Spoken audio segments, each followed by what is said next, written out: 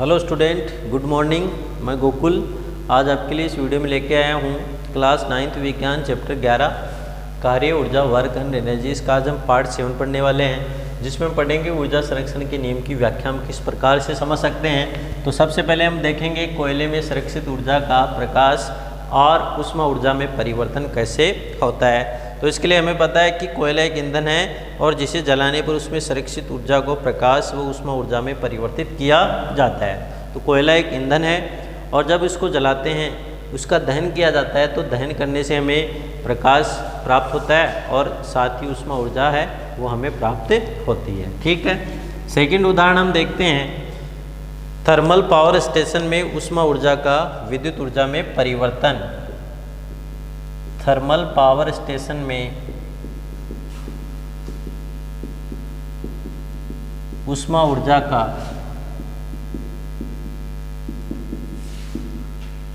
विद्युत ऊर्जा में परिवर्तन। ठीक है, किस प्रकार से होता है। जैसे हम पता है कि थर्मल पावर स्टेशन में कोयले को जलाकर ऊष्मा परिवर्तित की जाती है। जैसे जो थर्मल पावर स्टेशन होता है तो उसमें कोयला है, कोयले का दहन करते हैं और दहन से हमें क्या प्राप्त होती है, ऊष्मा। ठीक है, और इस ऊष्मा को पानी को गर्म करते हैं। अब ये ऊष्मा किस में प्रवाहित करते हैं, पानी को गर्म, और पानी को गर्म करते हैं तो क्या बनती है, भाप बनती है, स्टीम बनती है, भाप बनती है। और ये भाप है उसमें टरबाइन, और टरबाइन से ऊष्मा ऊर्जा को यांत्रिक ऊर्जा में बदला जाता है। इस भाप जो है उसमें टरबाइन चलाते हैं और टरबाइन से ऊष्मा ऊर्जा, इसका मतलब हम बोल सकते हैं यहाँ से विद्युत ऊर्जा है वो प्राप्त की जाती है। यानी इस ऊष्मा ऊर्जा को किस रूप में बदला जाता है, विद्युत ऊर्जा में बदला जाता है। तो ये स्थिति आपको इसमें जो है वो ध्यान में रखनी है। उसके बाद में हम देखते हैं कि टरबाइन से विद्युत जनरेटर चलाते हैं। ये टरबाइन है, उससे क्या चलाते हैं, विद्युत जनित्र चलाया जाता है, जिससे विद्युत ऊर्जा प्राप्त होती है। और ये विद्युत जनित्र चला के किसका निर्माण किया जाता है, विद्युत ऊर्जा का निर्माण किया जाता है। अर्थात इस यांत्रिक ऊर्जा को विद्युत ऊर्जा में बदला जाता है। इस तरह एक थर्मल पावर स्टेशन में ऊष्मा ऊर्जा को यांत्रिक ऊर्जा और यांत्रिक ऊर्जा को विद्युत ऊर्जा में परिवर्तित किया जाता है। तो सबसे पहले जो ऊष्मा ऊर्जा है उसको यांत्रिक ऊर्जा, और इस यांत्रिक ऊर्जा को विद्युत ऊर्जा में परिवर्तित किया जाता है। तो ये आपको इसमें कुछ स्थितियां हैं वो ध्यान में रखनी है। ठीक है, अब आता है जल विद्युत पावर घर में स्थितिज ऊर्जा से विद्युत ऊर्जा में परिवर्तन। जो थर्ड है, जल विद्युत पावर से, जो जल विद्युत पावर स्टेशन होते हैं, स्थितिज ऊर्जा से विद्युत ऊर्जा में परिवर्तन।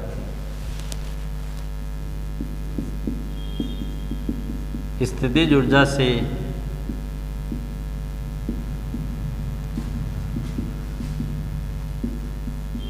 विद्युत ऊर्जा में परिवर्तन। ठीक है, तो ये आपको इसमें स्थिति ध्यान में रखनी है। जैसे जल विद्युत पावर घर में सर्वप्रथम नदी पे डैम बनाते हैं, नदी के जल को बहाव को रोककर उसका भंडारण किया जाता है। तो सबसे पहले क्या करते हैं, जो नदी है नदी पे बांध बनाते हैं, नदी पर बांध बनाते हैं और जल के बहाव को रोका जाता है।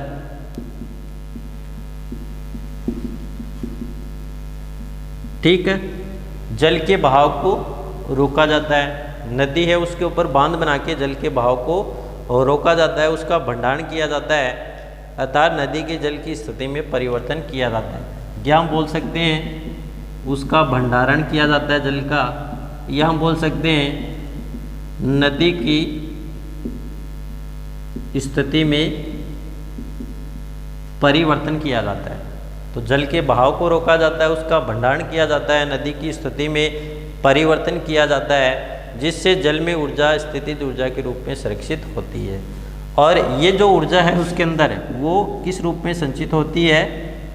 स्थितिज ऊर्जा के रूप में उसके अंदर ऊर्जा संचित होती है। तो पहली स्थिति तो आपको ये ध्यान में रखनी है। जल की स्थितिज ऊर्जा को टरबाइन पर गिराकर यांत्रिक ऊर्जा में रूपांतरण किया जाता है। अब देखो ये स्थितिज ऊर्जा है, इसको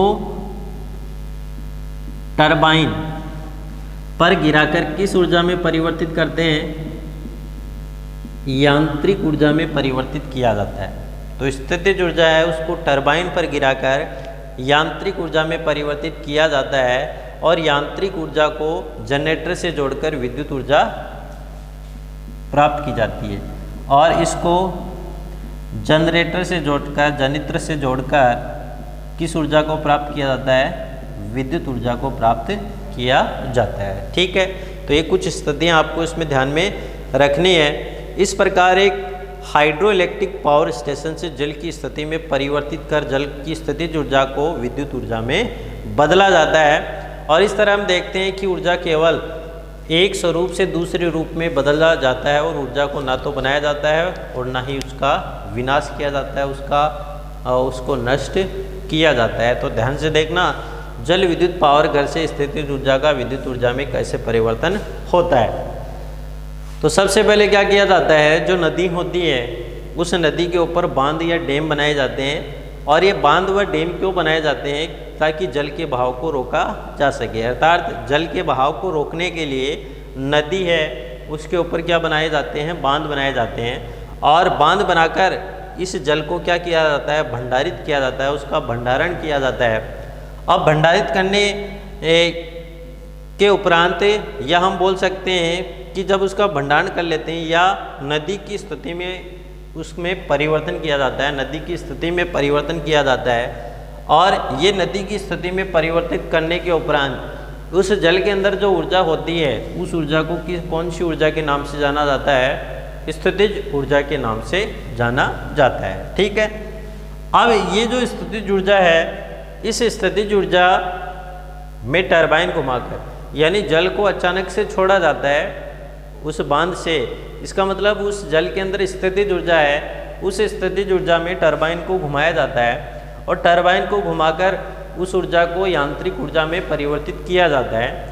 और ये यांत्रिक ऊर्जा जनित्र और जो जनरेटर होता है तो उसके माध्यम से किस ऊर्जा में परिवर्तित हो जाती है? विद्युत ऊर्जा में इसको रूपांतरित किया जा सकता है। तो ये कुछ बातें हैं वो आपको इसमें ध्यान में रखना है। अब आता है मुक्त पतन में कुल ऊर्जा अचर होती है। मुक्त पतन में कुल ऊर्जा क्या होती है? अचर होती है। अगला पॉइंट है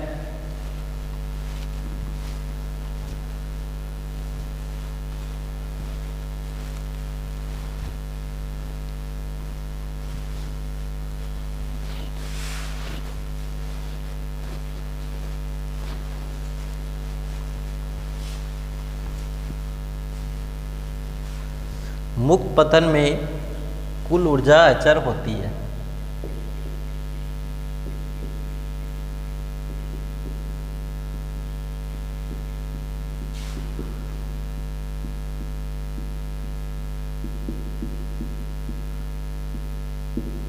ठीक है, तो ये आपको इसमें ध्यान में रखना है। जैसे m द्रव्यमान वाली वस्तु h ऊंचाई से स्वतंत्रता पूर्वक गिरती है, m द्रव्यमान की एक वस्तु है, h ऊंचाई से स्वतंत्रता पूर्वक गिरती है। ठीक है, यानी इसके ऊपर किसी प्रकार का बल आरोपित नहीं हो रहा है, स्वतंत्रता पूर्वक किस वस्तु को गिराया जाता है। तो गिरना प्रारंभ करते समय वस्तु की प्रारंभिक वेग शून्य होता है और वस्तु की गतिज ऊर्जा भी शून्य होगी। तो गिरना प्रारंभ करने से पूर्व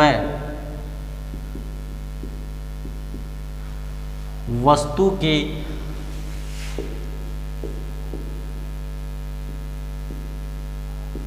गतिज ऊर्जा शून्य होती है, यानी इसमें वस्तु की गतिज ऊर्जा भी क्या होगी, शून्य होगी, और उसका प्रारंभिक वेग भी शून्य होता है, क्योंकि वस्तु विरामावस्था में है तो प्रारंभिक वेग भी क्या होगा, शून्य होगा। तो वस्तु का प्रारंभिक वेग भी क्या होता है, शून्य होता है। अतः वस्तु की कुल स्थितिज ऊर्जा, अतः वस्तु की कुल स्थितिज ऊर्जा EP बराबर mgh होती है। क्या होती है, EP बराबर mgh होती है। यदि किसी दिए गए क्षण में वस्तु का वेग v है तो वस्तु की गतिज ऊर्जा, यदि किसी दिए गए क्षण में वस्तु का वेग v है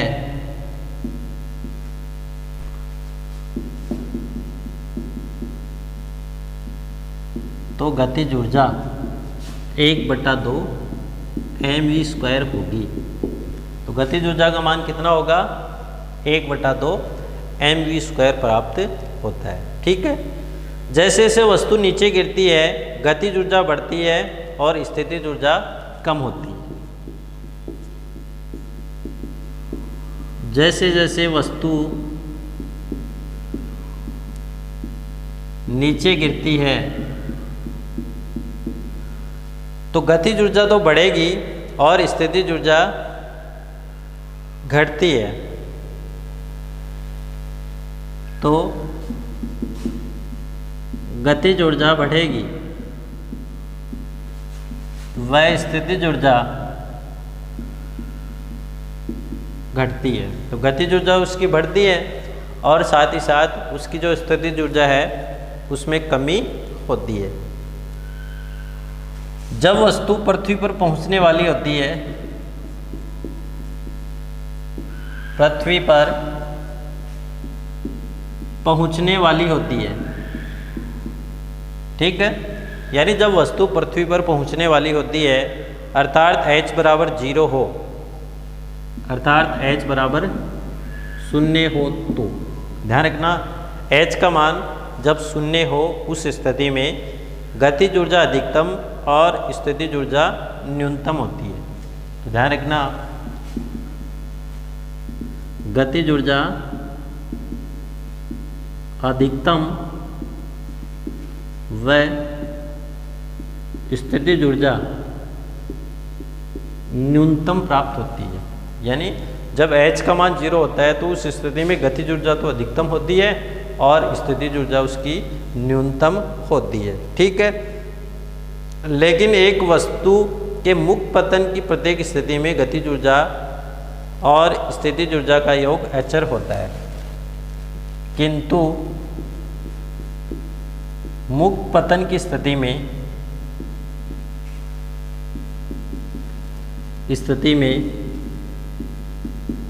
गतिज ऊर्जा व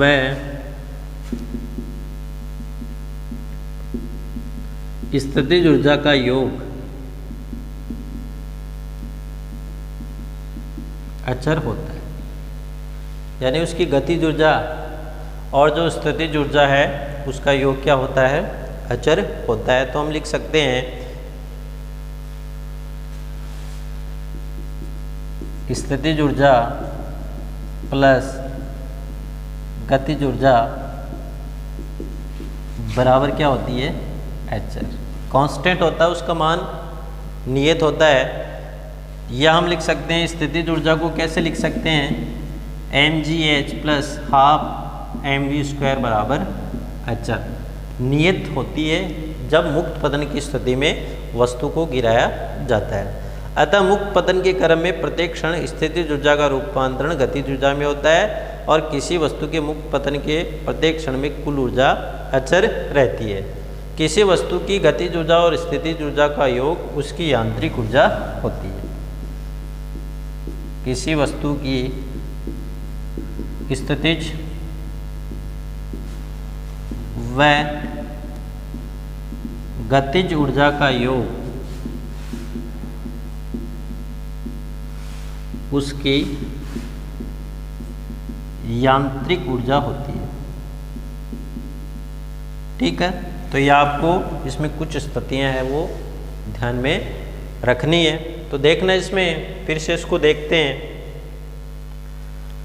कि मुक्त पतन में कुल ऊर्जा अचर होती है। माना कोई अहम द्रव्यमान की वस्तु है, उसको h ऊंचाई से स्वतंत्रता पूर्वक गिरती है। कोई भी अहम द्रव्यमान की वस्तु है तो गिरना प्रारंभ करने से पूर्व वस्तु की गतिज ऊर्जा शून्य होती है, उसका वेग शून्य होता है। अतः वस्तु की कुल स्थितिज ऊर्जा क्या होती है? EP बराबर mgh। यदि किसी दिए गए क्षण में वस्तु का वेग v, यानी उस किसी क्षण वस्तु का वेग क्या हो? v हो, तो गतिज ऊर्जा क्या होती है? 1/2 mv² प्राप्त होती है। और जैसे जैसे जो वस्तु है, जैसे जैसे वस्तु नीचे गिरती है तो गतिज ऊर्जा व स्थितिज ऊर्जा में गतिज ऊर्जा के मान में वृद्धि होती है और इसकी स्थितिज ऊर्जा के मान में क्या होती है? कमी होती है। और जब वस्तु पृथ्वी पर पहुंचने वाली होती है, इसका मतलब जब h का मान 0 हो तो उस स्थिति में गतिज ऊर्जा तो अधिकतम होती है और स्थितिज ऊर्जा का मान क्या होता है? न्यूनतम होता है।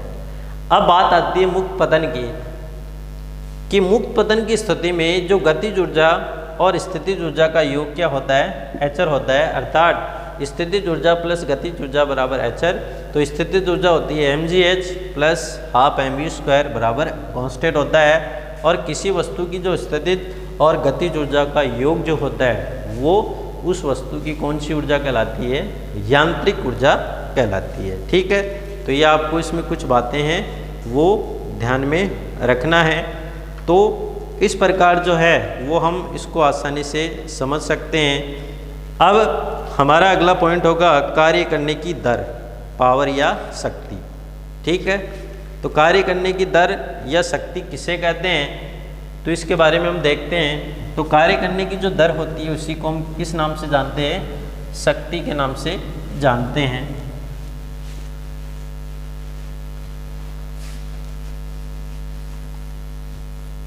तो अगला पॉइंट होगा शक्ति या पावर।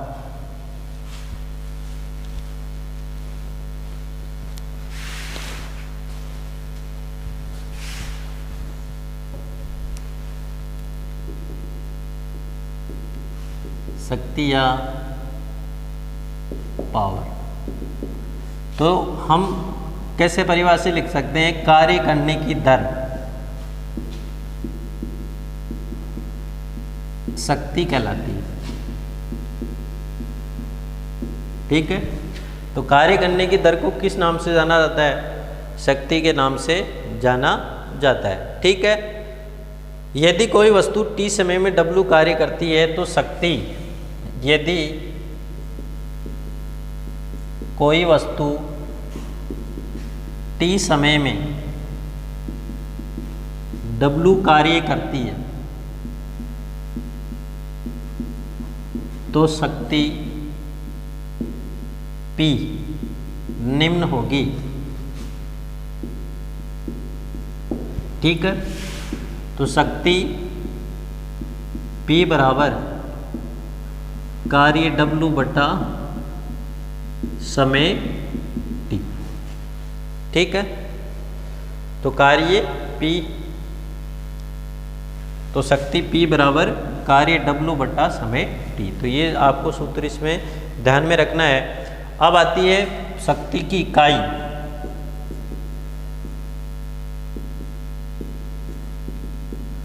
शक्ति की इकाई क्या होती है? शक्ति की इकाई वाट होती है। क्या होती है? वाट, WA+T। तो शक्ति की इकाई क्या होती है? वाट होती है, जिसे अंग्रेजी के शब्द W से प्रदर्शित किया जाता है। ये ध्यान रखना, वाट को अंग्रेजी के शब्द W से प्रदर्शित किया जाता है। जेम्स वाट ने भाप इंजन का आविष्कार किया था और उसके समान में, ध्यान रखना, जेम्स वाट ने भाप इंजन का आविष्कार किया था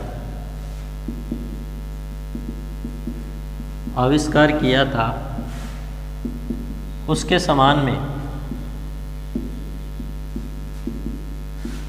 समान में शक्ति का मात्रक वाट रखा गया। शक्ति का मात्रक क्या रखा गया? वाट रखा गया। ठीक है, तो हम क्या बोल सकते हैं, 1 वाट उस अभिकर्ता की शक्ति है जो 1 सेकंड में 1 जूल कार्य करता है। 1 वाट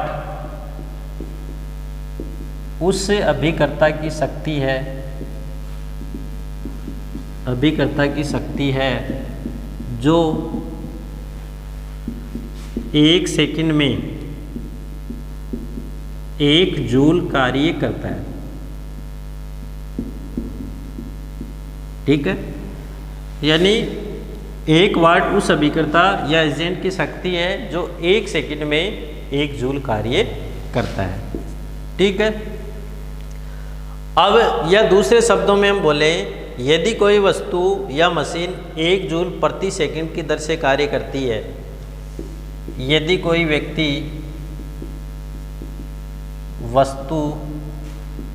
व्यक्ति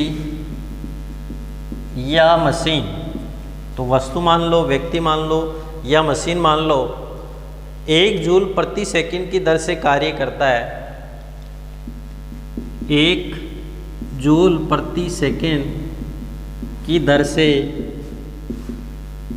कार्य करता है, तो उस वस्तु की शक्ति या उस व्यक्ति की शक्ति 1 वाट होगी।